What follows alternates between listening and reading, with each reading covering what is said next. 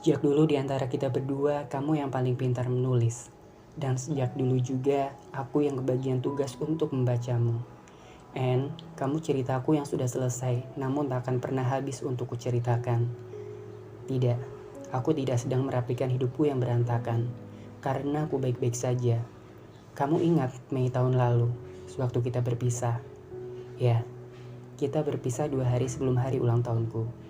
Tadinya aku pikir kita bisa merayakannya di Berlin. Ada restoran yang ingin kutunjukkan padamu. Restorannya romantis.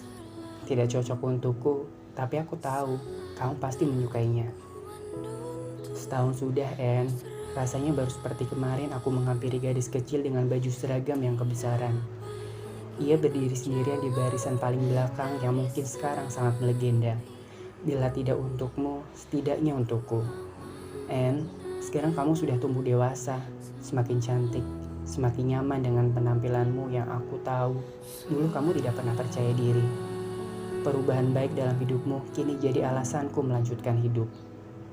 Aku memutuskan berbicara lagi denganmu melalui surat ini sebab ku dengar Leo juga mengirimkan salam perpisahan. Aku tidak pernah menyangka jika ia juga menaruh hati padamu.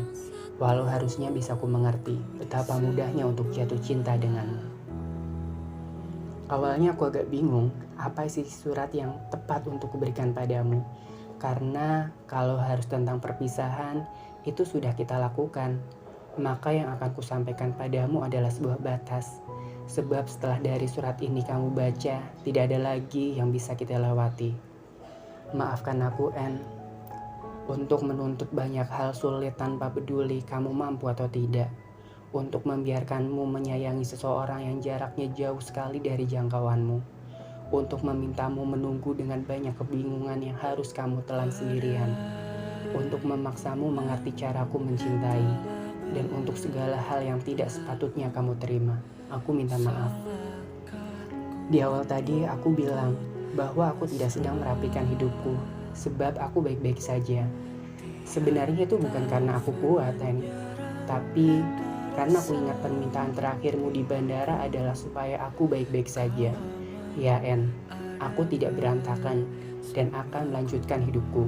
Karena itu adalah satu-satunya cara yang bisa kulakukan untuk mewujudkan perasaan cintaku padamu. Itu caraku, En. Cara yang selalu kamu bilang aneh dan tidak masuk akal. Tapi dengan itu, aku mempertahankanmu. Walau bentuknya tidak di sampingmu, tapi selalu ada bagian dari diriku yang hidup untukmu. Dan untuk yang itu, maaf, aku tidak bisa menghilangkannya, karena itu bukan kendaliku. Ya, En, aku tidak pernah bisa mengendalikan diriku sendiri untuk berhenti menyayangimu.